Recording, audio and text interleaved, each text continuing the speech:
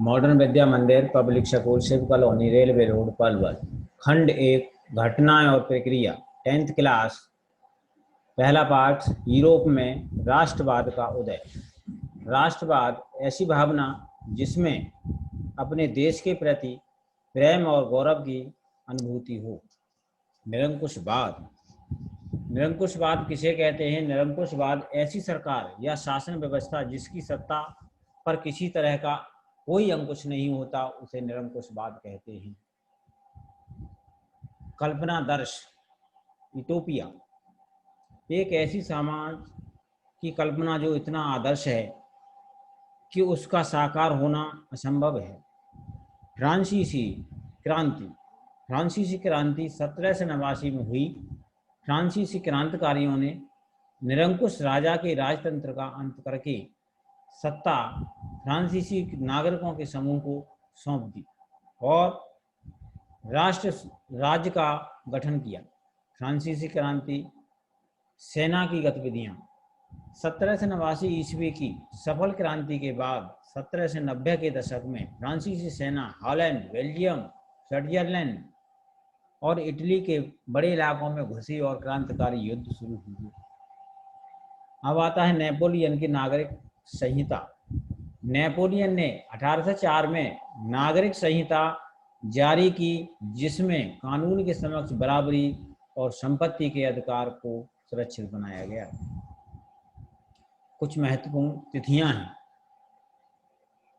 Number 1 है 1688 ईस्वी, England में शानदार क्रांति हुई। नंबर 2, 1707 में United kingdom of great Britain का गठन किया गया। नंबर 3, 1756 ईस्वी में इंग्लैंड और फ्रांस के मध्य युद्ध शुरू हुआ। 4, 1763 ईस्वी में फ्रांस के मध्य युद्ध की समाप्ति हुई। अगला 1769 ईस्वी में नेपोलियन बोनापार्ट का जन्म हुआ। 1789 ईस्वी में फ्रांसीसी क्रांति हुई। 1789 ईस्वी फ्रांस के तानाशाह लुई 16वें को फांसी दी गई। 1797 ईस्वी नेपोलियन का इटली पर हमला हुआ। नेपोलियन युद्धों की शुरुआत हुई। 1815 ईस्वी वियना की संधि हुई। 1815 ईस्वी नेपोलियन का पतन हुआ। 1821 यूनानी स्वतंत्रता के लिए संघर्ष प्रारंभ हुआ। 1830 ईस्वी में फ्रांस में संवैधानिक राजतंत्र स्थापित हुआ। 1832 ईस्वी में कुस्तुनतुनिया की संधि हुई। 1848 ईस्वी में फ्रांस में क्रांति। आर्थिक परेशानियों से ग्रस्त कारीगरों, औद्योगिक मजदूरों और किसानों की बगावत, मध्य वर्ग संविधान और प्रतिनिधित्वात्मक सरकार के गठन की मांग करता है। इतालवी, जर्मन, मैग्यार, पोलिश, चेक आदि राष्ट्र राज्यों की मांग करते हैं। अगला है 1859 और 1870 इटली का एकीकरण हुआ। 1871 में जर्मनी का एकीकरण हुआ। आगे 1905 में हैब्सबर्ग और ऑटोमन साम्राज्य में स्लाव राष्ट्रवाद मजबूत होता है। 1914 ईस्वी में प्रथम महायुद्ध का प्रारंभ हुआ और 1918 में प्रथम महायुद्ध की समाप्ति हुई। 1914 में शुरू हुआ और 1918 में समाप्त हुआ। उदारवाद क्या है? उदारवाद की विचारधारा का जन्म यूरोप में 19वीं सदी के शुरुआती दशकों में हुआ। यह विचारधारा राजनीतिक रूप से ऐसी सरकार पर जोर देती थी जो सहमति से बनी हो। जाल वेराइन। 1834 में प्रिशा की पहल पर स्थापित किया गया एक शुल्क संघ, जिसने शुल्क अवरोधों को समाप्त कर दिया और मुद्राओं की संख्या 2 कर दी, जो पहले 30 से ऊपर थी। 1815 के बाद एक नया रूढ़वाद। यूरोप में 1815 में नेपोलियन की हार के बाद यूरोपीय सरकारें रूढ़वादी से प्रेरित थीं। नेपोलियन की पराजय। 1815 में ब्रिटेन, रूस, प्रशा और ऑस्ट्रिया जैसी यूरोपीय शक्तियों ने मिलकर नेपोलियन को पराजित किया था। रूढ़वादी रूढ़वादी एक ऐसी राजनीति दर्श है जो परंपरा स्थापित संस्थानों और रिवाजों पर जोर देता है और तेज बदलावों की अपेक्षा क्रमिक और धीरे धीरे विकास को प्राथमिकता देता है। यूरोप में क्रांतियों का युग 1830 से लेकर के 1848 ईस्वी। अब क्रांतिकारी गतिविधियां आती हैं। क्रांतिकारियों ने फ्रांस में जुलाई 1830 में बूर्बो राजा के शासन को उखाड़ फेंका। कुछ समय बाद ब्रुसेल्स भी यूनाइटेड किंगडम ऑफ नीदरलैंड से अलग हो गया। 1832 में यूनान को एक स्वतंत्र राष्ट्र घोषित किया गया। रूमानीवाद यूरोप में चला एक ऐसा सांस्कृतिक आंदोलन जो एक खास तरह की राष्ट्रीय भावना का विकास करना चाहता था। रूमानी कवियों और कलाकारों ने अंतर्दृष्टि और रहस्यवादी भावनाओं पर जोर दिया। यूरोप में भूख, कठिनाइयाँ और जन विद्रोह। 19वीं सदी में यूरोप में किसानों की स्थिति खराब थी। उन्होंने तंग आकर 1848 में विद्रोह किया। बेरोजगारी बहुत बढ़ गई थी। 1845 में सिलेसिया में बुनकरों ने उन ठेकेदारों के विरुद्ध विद्रोह कर दिया जो उन्हें कच्चा माल देकर निर्मित कपड़ा लेते थे। उदारवादियों की क्रांति। अनेक यूरोपीय देशों में गरीबी, बेरोजगारी और भुखमरी से ग्रस्त लोगों और पढ़े लिखे मध्य वर्ग के लोगों ने यूरोप में क्रांति का बिगुल बजा दिया। फ्रैंकफर्ट संसद 18 मई 1848 को सर्व जर्मन नेशनल असेंबली के 1831 निर्वाचित प्रतिनिधियों ने फ्रैंकफर्ट संसद का गठन किया। नारीवाद स्त्री पुरुष की सामाजिक, आर्थिक एवं राजनीतिक समानता की सोच के आधार पर महिलाओं के अधिकारों पर हितों का बोझ विचारधारा। एक खास प्रकार की सामाजिक एवं राजनीतिक दृष्टि को इंगित करने वाले विचारों का समूह। जर्मन राष्ट्र राज्य का निर्माण 1848 में जर्मन महासंघ के विभिन्न इलाकों को जोड़कर एक निर्वाचित संसद द्वारा शासित राष्ट्र राज्य बनाने का प्रयास किया गया।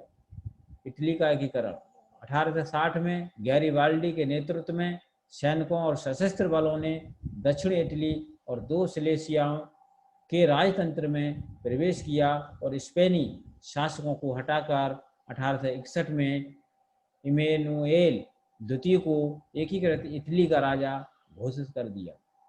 United kingdom of great Britain का गठन विभिन्न द्वीप समूहों और छोटे छोटे राज्यों को मिलाकर 1707 में United kingdom of great Britain का गठन हुआ।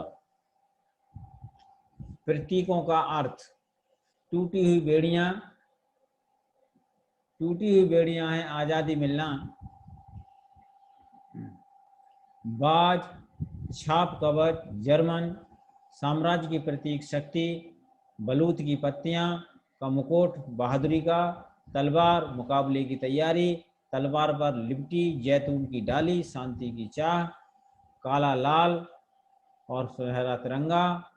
1848 में उदारवादी राष्ट्रवादियों का झंडा, जिसे जर्मन राज्यों के ड्यूक्स ने प्रतिबंधित घोषित कर दिया। उगते हुए सूर्य की किरणें, एक नए युग का सूत्रपात होना। अब आता है साम्राज्यवाद।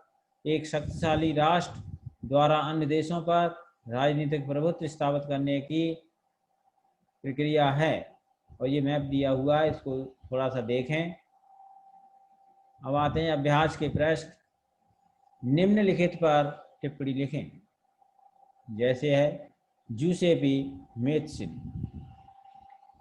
जूसेपी मैत्सिनी क्या है, कौन है? जूसेपी मैत्सिनी इटली का एक क्रांतिकारी था जो उन राजतंत्री व्यवस्थाओं का विरोध कर रहा था जो वियना कांग्रेस के बाद स्थापित हुई थी। उसका जन्म 1807 में जेनोवा में हुआ था और कार्बोनारी के गुप्त संगठन का सदस्य बन गया। 24 साल की युवावस्था में लिगुरिया में क्रांति करने के कारण उसे बाहर निकाल दिया गया। उसके बाद उसने 2 और भूमिगत संगठन बनाए। पहला था मार्सेई में यंग इटली और दूसरा बर्न में यंग यूरोप, जिसके सदस्य फ्रांस, पोलैंड, इटली और जर्मन राज्यों में समान विचार रखने वाले युवा थे। मैत्सनी का विश्वास था कि ईश्वर की इच्छा के अनुरूप राष्ट्र ही मनुष्यों की प्राकृतिक इकाई थी। अतः इटली छोटे छोटे राज्यों और प्रदेशों में पैबंदों की तरह नहीं रह सकता।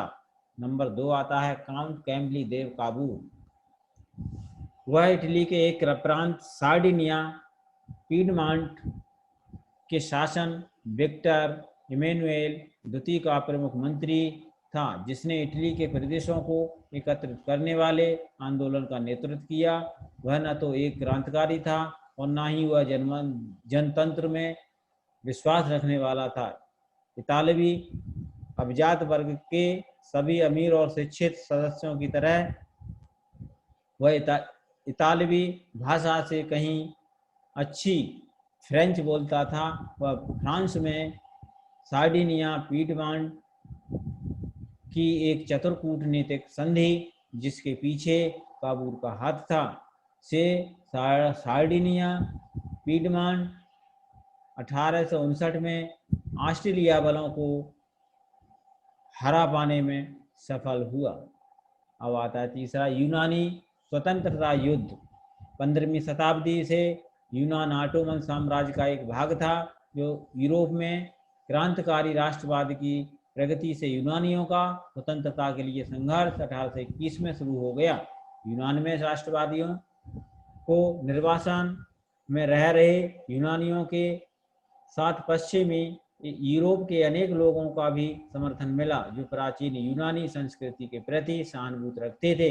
कवियों और कलाकारों ने यूनान को यूरोपीय सभ्यता का पालना बता कर प्रशंसा की और एक मुस्लिम साम्राज्य के विरुद्ध यूनान के संघर्ष के लिए जनमत जुटाया। अंग्रेज कवि लॉर्ड बायरन ने धन एकत्रित किया और बाद में युद्ध में लड़ने भी गए, जहां 1824 ईस्वी में बुखार से उनकी मृत्यु हो गई। अंततः 1832 में कुस्तुनतुनिया की संधि ने यूनान को एक स्वतंत्र राष्ट्र की मान्यता दी। अब आता है चौथा फ्रैंकफर्ट संसद। जर्मन क्षेत्रों में बड़ी संख्या में राजनीतिक संगठनों में फ्रैंकफर्ट शहर में मिलकर एक सर्व जर्मन नेशनल असेंबली के पक्ष में मतदान का निर्णय लिया। 18 मई 1848 को 831 निर्वाचित प्रतिनिधियों ने एक सजे धजे जुलूस में जाकर फ्रैंकफर्ट संसद में अपना स्थान ग्रहण किया। यह संसद सेंट पॉल चर्च में आयोजित हुई। उन्होंने एक जर्मन राष्ट्र के लिए एक संविधान का प्रालेख तैयार किया। इस राष्ट्र की अध्यक्षता एक ऐसे राजा को सौंपी गई जिसे संसद के नियंत्रण में रहना था। राष्ट्रवाद संघर्षों में महिलाओं की भूमिका। उदारवादी आंदोलन के अंतर्गत महिलाओं को राजनीतिक अधिकार प्रदान करने का मुद्दा विवादास्पद है। हालांकि आंदोलन में वर्षों से बड़ी संख्या में महिलाओं ने सक्रिय रूप से भाग लिया था। महिलाओं ने अपने राजनीतिक संगठन स्थापित किए, अखबार शुरू किए और राजनीतिक बैठकों और प्रदर्शनों में भाग लिया। इसके बावजूद उन्हें असेंबली के चुनाव के दौरान मताधिकार से वंचित रखा गया था। जब सेंट पॉल चर्च में फ्रैंकफर्ट संसद की सभा आयोजित की गई थी, तब महिलाओं को केवल प्रेक्षकों की हैसियत से दर्शकों में खड़े होने दिया गया। अति लघु उत्तरीय प्रश्न। फ्रांसीसी क्रांति के समय कलाकार अपनी रचनाओं में स्वतंत्रता को किस आकृति में वर्णित करते थे? एक महिला की आकृति के रूप में। जर्मन महासंघ की स्थापना किसने की? नेपोलियन ने। कल्पनादर्श समाज किसे कहते हैं? एक ऐसे समाज की कल्पना जो इतना आदर्श हो कि उसका साकार होना असंभव है। गणतंत्र की या गणतंत्र से आप क्या समझते हैं या क्या अभिप्राय है? गणतंत्र एक ऐसी शासन व्यवस्था है जिसमें शासन के निर्माण और संचालन का जनता की महत्वपूर्ण भूमिका होती है। नंबर 5, अनस्टर रैनर ने किस विश्वविद्यालय में व्याख्यान दिया था? साबान विश्वविद्यालय। फ्रांसीसी क्रांति के बाद सत्ता किसको सौंप दी गई? फ्रांसीसी लोगों के समूह को। नेपोलियन ने फ्रांस में किस शासन प्रणाली की स्थापना की? राजतंत्र शासन प्रणाली की। 1804 ईस्वी में नागरिक संहिता आमतौर पर किस नाम से जानी जाती है? नेपोलियन की संहिता के नाम से। यूसेपे मेत्स्री कौन था? वह 1830 के दशक में इटली गणराज्य का एक क्रांतिकारी था। फ्रांसीसी क्रांति के समय फ्रांस का सम्राट कौन था? लुई 16वां था। इटली का बिस्मार्क किसे कहा जाता है? काउंट कैमिलो दे काबूर उसको कहा जाता है। 19वीं सदी के मध्य में इटली कितने राज्यों में बटा हुआ था? 7 राज्यों में। 19वीं सदी के मध्य में इटली के केवल एक राज्य में इतालवी राजघराने का शासन था। उसका नाम बताइए। साइडिनिया पीडमांट था। किस वर्ष को नेपोलियन के पतन के पश्चात या नेपोलियन पतन के वर्ष के रूप में मनाया जाता है? सन 1815 ईस्वी को। अगला है, सारियों के चित्रों में किन देशों के लोग दिखाई दे रहे हैं? उपर्युक्त सभी हैं। काल्पनिक दुनिया की विचारधारा को निम्नलिखित में से कहा जाता है? यूटोपिया कल्पनादर्श। निम्नलिखित में से किस घटना के साथ राष्ट्रवाद की प्रथम अभिव्यक्ति हुई? फ्रांसीसी क्रांति की। नेपोलियन बोनापार्ट निम्नलिखित में से किस देश का शासक था? फ्रांस का। 1790 ईस्वी के दशक में फ्रांसीसी सेनाओं ने निम्नलिखित में से किस देश पर हमला किया था? उपयुक्त सभी पर। फ्रांसीसी क्रांति कब हुई? 1789 ईस्वी में। 1789 की क्रांति का संबंध किस देश से था? फ्रांस से। 1789 की क्रांति के बाद फ्रांस के संविधान में व्यवस्थाएं की गईं, ए और बी दोनों। स्वतंत्रता, समानता और बंधुत्व की भावना को जन्म दिया किसने? फ्रांसीसी क्रांति ने। 1804 की फ्रांसीसी या 1804 की फ्रांस की नागरिक संहिता को प्राय निम्नलिखित में से किस नाम से पुकारा जाता है? नेपोलियन की संहिता को। अगला क्वेश्चन है, यूरोपीय महाद्वीप का सबसे शक्तिशाली वर्ग निम्नलिखित में से कौन सा था? एक आता है कुलीन वर्ग। उदारवाद प्रजातंत्र का पहला राजनीतिक प्रयोग निम्नलिखित में से था? कौन सा था? क्रांतिकारी फ्रांस में। जालवेराइन शुल्क संघ की स्थापना कब की गई? 1834 ईस्वी में। 1815 में किस देश ने नेपोलियन को पराजित किया? उपर्युक्त सभी। नेपोलियन ने कितने राज्यों को मिलाकर जर्मन संघ बनाया गया? 39। यूसेपी मेत्स्नी और यूसेपी गैरिबाल्डी का संबंध किस देश से था? इटली से। यंग इटली संगठन का संस्थापक मेत्स्नी था। यूरोप में यूनानियों का आज़ादी के लिए संघर्ष कब प्रारंभ हुआ? 1820 में। यंग यूरोप का संस्थापक कौन था? वर्न। कौन सा दशक यूरोप में भूकठिनाइयों और विद्रोह लेकर आया? 1830 का दशक। थैंक यू, धन्यवाद।